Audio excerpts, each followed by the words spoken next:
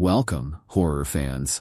I'm back with another horror movie, an extremely creepy, bizarre, and tense film. If you also love this particular horror genre, like I do, then The Hills Have Eyes today will be a great choice. Will definitely be right up your alley. Quickly tag your friends who share your quirky interests and watch together.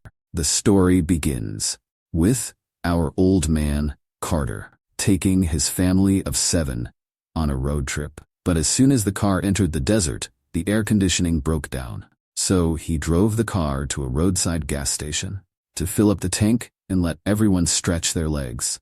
As everyone got out to stretch their legs, the family's dog suddenly ran into the small store next to the gas station. The eldest daughter, Lynn, seeing this, quickly chased after her to retrieve the dog. But, unexpectedly, at that moment, Can I help you, miss? Oh, I'm sorry. It's just our dog. She got out and she won't stay put. Come on, girl, let's go. Lynn immediately pulled the dog out. But she didn't notice the sour look on the old man's face behind her. Just as Carter was about to drive off, the gas station old man suddenly approached him. He said he knew a shortcut. Just drive 3 kilometers forward, then turn left, and there's a dirt road through the hills. That would save them several hours to their destination. Carter was already eager to get going. So, when the gas station old man suggested it, Carter didn't think twice. After thanking him, he got his family back on the road. But shortly after turning onto that shortcut, a row of sharp spikes suddenly appeared on the road. Oh my God! Watch the baby! The family, still shaken, got out of the vehicle. Carter's heart sank when he saw the damage to the car. 3 out of the 4 tires were completely shredded. To make matters worse, there was absolutely no cell phone signal in the middle of nowhere. But Carter, having been a sheriff, remained relatively calm in the face of disaster. He immediately decided to split up with his son-in-law, Doug. Carter would head back to the gas station old man for help and call a tow truck. Doug, on the other hand, would scout ahead, hoping to find a house or another way out. The remaining family members were to stay put and wait for rescue. Then, from under the seat, he pulled out a pistol and handed it to his youngest son, Bobby. He told Bobby to protect his mother and sisters, and to shoot if anything went wrong. After the 2 men left, the remaining 4 had nothing much to do. They just sat by the door, chatting and eating some snacks. Just then, the youngest daughter, Brenda, was about to get into the car for some fruit. But as soon as she opened the door, Beauty bolted right out of the vehicle again. Bobby immediately gave chase. He pursued the dog deep into the canyon, but he couldn't find Beauty anywhere. Just as he rounded a pile of rocks, he discovered a pool of blood on the ground. When Bobby walked closer to take a look, he was shocked to find Beauty lying in a pool of blood. But what he didn't expect was even more shocking. Beauty's stomach had been ripped open and all of its insides had been removed. This scene terrified Bobby, making his legs turn to jelly. He immediately turned and ran, but because he was too nervous, he stumbled. Just then, the little girl in red walked up to Bobby's side. She didn't look very old, but her face was distorted, and her fingers were thick and deformed. She looked like a mutant. Then, 2 drops of fresh blood dripped down from above. It turned out to be another mutant, who was squatting by the rocks, gnawing on something. And he is gnawing a dog's leg. Meanwhile, Doug had been walking on the road for over 1 hour. There was nothing but dirt as far as the eye could see. But just then, a giant sinkhole suddenly appeared in front of him. At the bottom of the sinkhole were piled up with all sorts of scrapped cars. He was quite oblivious to the danger and simply grabbed a doll from the car, dusted it off, and planned to take it back for his child to play with. As the camera zoomed out, A mine shaft appeared nearby. All right, buckle up for a wild ride. Let's see what's inside the cave.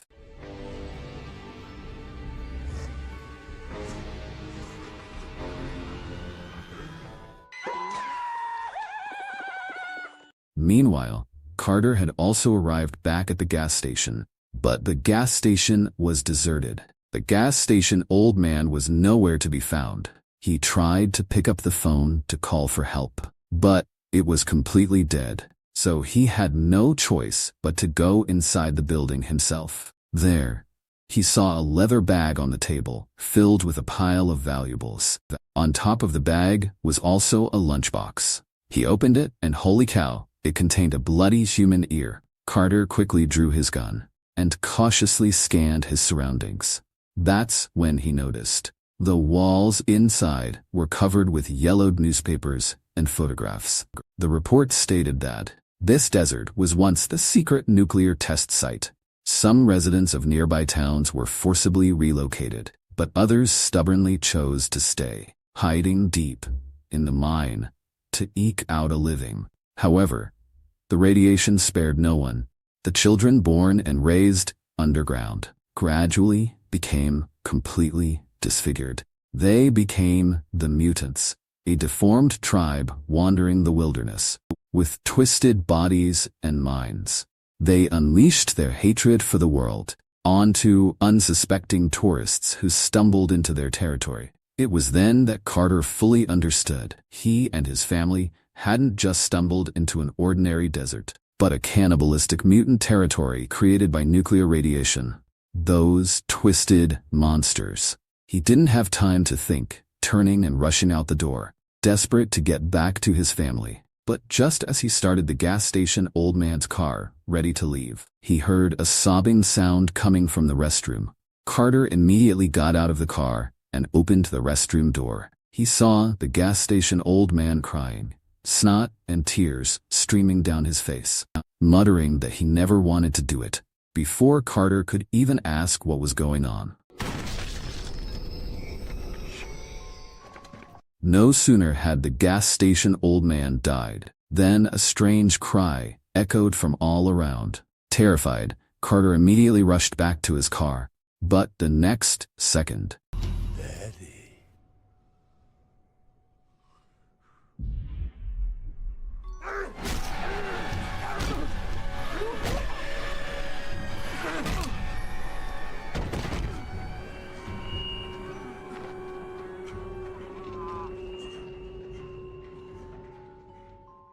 meanwhile, the unconscious Bobby was found by his family and brought back to the RV to treat his wounds. But he didn't breathe a word about Beauty's tragic death. He was afraid that revealing it now would terrify the mother and his sisters. Just then, the other dog Beast outside suddenly barked angrily. This made Bobby jump. The mother and his sisters were bewildered by his reaction.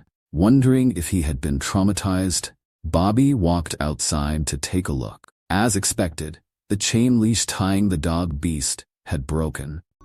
Beast! Hey, Bobby. Jesus Christ! Hey, whoa! Stop pointing the gun at me, please. Jesus, Bobby.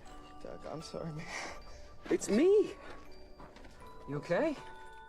As the brother-in-law returned, Bobby wanted to tell him about Beauty's fate, but he swallowed the words back. Doug realized Bobby was worried about his father, so he promised him, if his father wasn't back by 12 o'clock, they would go look for him together. With the brother-in-law's words, Bobby felt a little more at ease, but he spent the entire night on the sofa, watching the clock. But then, unexpectedly, a dog suddenly barked outside. Bobby thought Beast had returned, so he grabbed a flashlight and went out to look. But this was all part of the mutant's diversion tactic. As soon as he left, a mutant slipped into Brenda's room. Meanwhile, outside, Bobby realized the barking wasn't from a dog at all. He immediately knew something was wrong. She immediately ran to find Doug and finally told him the truth. Something's going on around here. Okay? There are like people or something living in those hills. People. No. Bobby? Beauty's dead. What? I found her, and she was like... It looked like somebody had, like, cut her open, you know? Doug instantly sobered up. He decided to go check the surroundings with Bobby. But just as they were about to head back to the car for tools,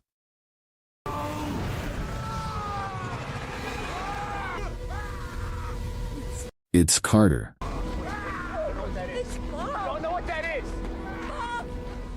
The group quickly grabbed a fire extinguisher and rushed towards the flames. They charged up the hillside. What greeted their eyes was the most horrific sight of their lives. Their father had already been burned to a charred corpse. Lynn cried, holding the mother back from approaching. Bobby, witnessing the scene, also completely broke down.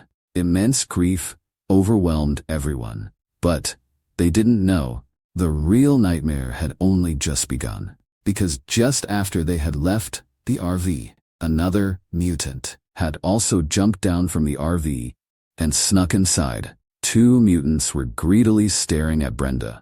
They licked their lips, practically drooling all over the floor. So, Crooked Mouth immediately went over and pinned Brenda down. Meanwhile, outside, Lynn heard screams coming from inside the RV. She immediately ran back. As soon as she entered, she saw Crooked Mouth holding her daughter. She quickly grabbed a nearby frying pan and swung it at him. But Crooked Mouth was no pushover. He pointed the gun at Lynn's daughter. This was her Achilles heel, leaving her at his mercy. Meanwhile, outside, the mother also picked up a large rock from the ground and stumbled into the house, only to see Crooked Mouth defiling Lynn.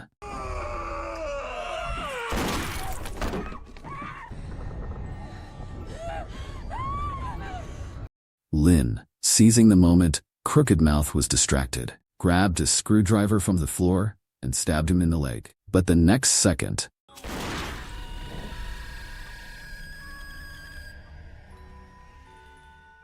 the gunshot startled Bobby and Doug in the distance. Both instantly realized something was wrong and desperately ran back, while the 2 mutants quickly fled the scene with the baby. When Doug rushed back to the RV, what he saw was a scene of utter devastation. His legs gave out, and he collapsed to the ground, crawling. He saw the wife lying in a pool of blood, eyes wide open and lifeless. His trembling hand touched his wife's cold cheek. Then he saw the empty baby cradle. This gentle scholar, who wouldn't even dare to kill a chicken, finally completely broke down. At that moment, something inside his chest felt as if it had exploded. That same night, the mother also passed away in the RV. Bobby's eyes turned red with rage, and he grabbed a gun, ready to charge out. I'm not gonna take this shit. We're not going anywhere. You want to die too? I don't fucking care! You want to die? Huh? Look what they did to your mother! Look what they did to your sister, huh? You need to stop and think. You're not a fucking child anymore. You won't make it 3 feet out there. We need a plan. We need to think. But no sooner had he finished speaking than a buzzing electrical sound came from outside the RV. The 2 cautiously stepped out of the RV. On the ground, they saw a severed hand clutching a walkie-talkie. Suddenly, Beast ran out from the side. It was Beast who had brought the hand back. It turned out that just moments before, the owner of this hand had been crouching on the hillside with binoculars, monitoring the RV. He had completely failed to notice a shadow creeping up behind him.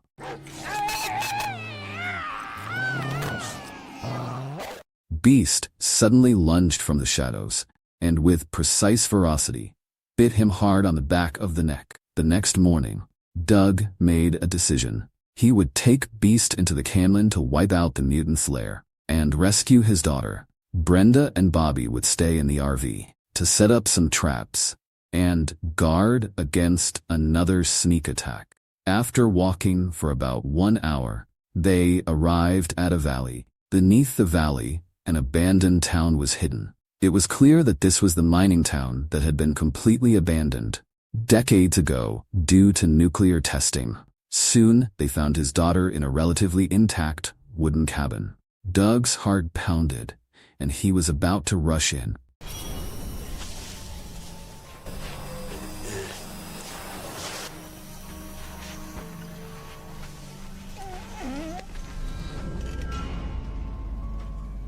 Fortunately, they weren't spotted. The two quickly hid inside a nearby broken-down car. Doug worried that Beast might make a sound, so he had to lock it inside the car first. He then stealthily grabbed a baseball bat and snuck into the house. Inside the living room, he saw an extremely obese mutant woman watching television. Doug held his breath and slowly approached his daughter. Just as he picked up the child and was about to leave, he was ambushed. When Doug woke up again, he found himself locked inside a cold box. All around him were dismembered bodies. He struggled desperately. After kicking with all his might several times, he struggled out of the pile of corpses. He stumbled into the adjacent room, only to witness an even more horrifying sight. He saw his father-in-law's charred head impaled with a flag, as if it were a war trophy displayed on the dining table.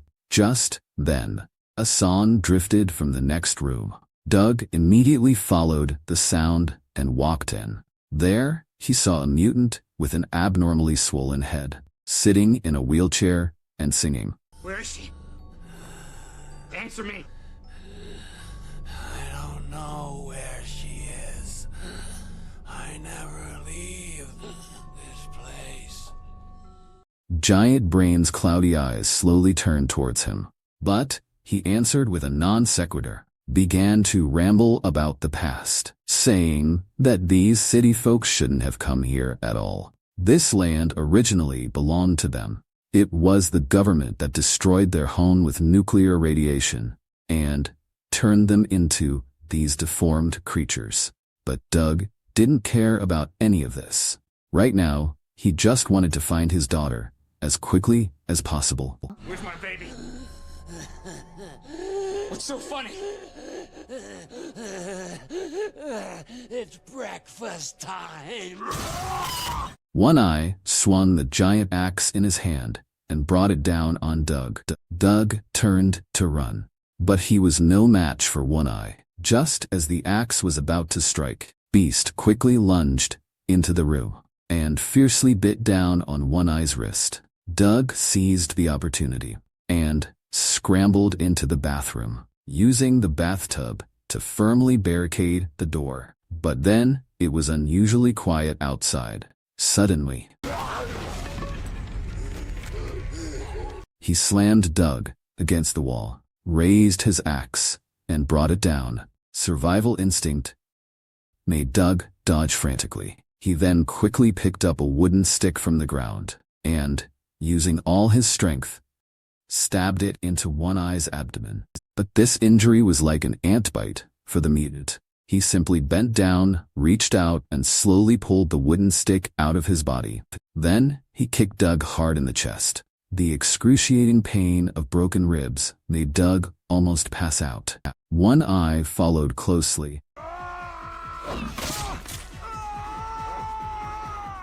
Then Doug's trembling hand found a screwdriver at his waist. He pleaded with One Eye not to kill him.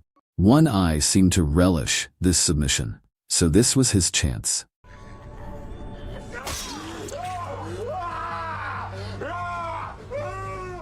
Doug seized the opportunity to break free, grabbing the flag impaled in his father-in-law's head. One Eye stumbled backward, but that wasn't enough for Doug.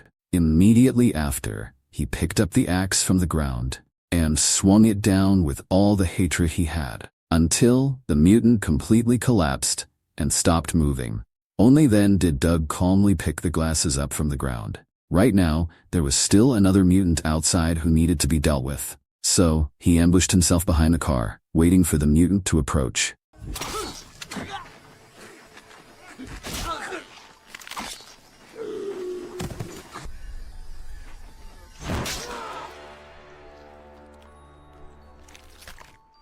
Meanwhile, inside the house, Giant Brain picked up the walkie-talkie, telling Crooked Mouth to get rid of the baby immediately. But he forgot there were 2 other hunters inside the house.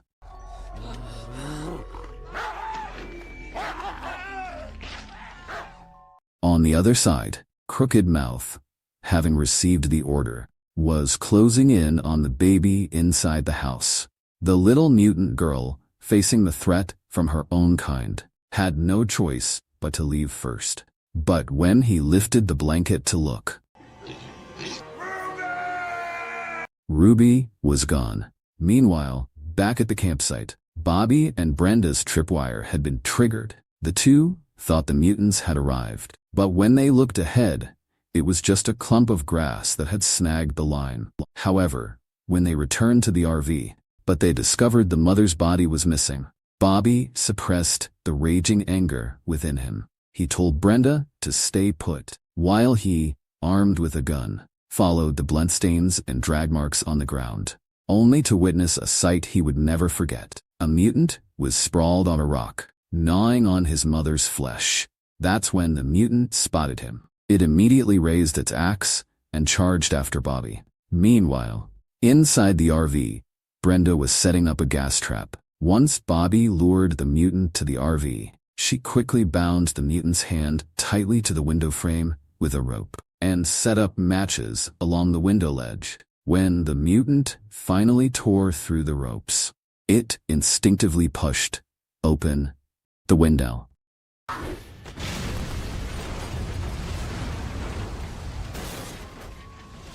At the same time, Doug took a shortcut and intercepted the little girl in red. But the little girl in red had no ill intentions. She silently reached out and handed the little baby to Doug. But just then, Crooked Mouth suddenly leaped down from a high slope and wrestled with Doug. Crooked Mouth's swinging chain wrapped around Doug's neck, and he slowly gained the upper hand. Seeing the dire situation, the little girl in red picked up the little baby and turned to run. Crooked Mouth saw this and immediately gave chase. A moment later, Doug, enduring intense pain, picked up the shotgun from the ground and chased after Crooked Mouth. He unleashed a fierce attack on Crooked Mouth. Then, he fired 2 shots at Crooked Mouth's abdomen and neck. Seeing Crooked Mouth fall to the ground, motionless, the little mutant girl had just stepped forward to hand the baby to Doug. But little did they know what would happen the next second.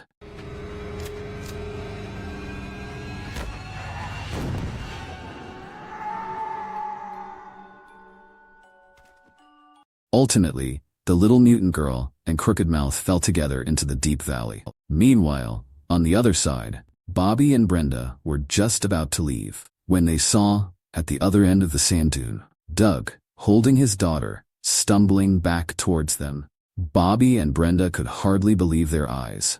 The 4 of them finally embraced each other tightly. They were covered in wounds. In their eyes, besides the bottomless exhaustion and sorrow, there was finally a faint glimmer of light. That was the relief only survivors truly understand. As the camera zoomed out, there was still another mutant, holding binoculars and watching them. This also indicated that this bloody massacre was not entirely over. As long as this forgotten toxic land still existed, as long as those lives twisted by radiation were still struggling to survive, the hunting would not stop. Today, it was the Carter family. Tomorrow, it could be another family RV full of hope, or a lost couple, or a lone cyclist. The movie did not offer cheap comfort. Instead, it ripped open an even crueler truth. Some disasters, once unleashed, can never be contained again. The dust from the nuclear tests had long since settled, but the bitter fruits it bore, decades later, continue to unfold in the bloodiest, most primitive ways, repeating themselves endlessly on this land. And that's where the movie ends. I'm Movie Briefs. See you next time. Bye-bye.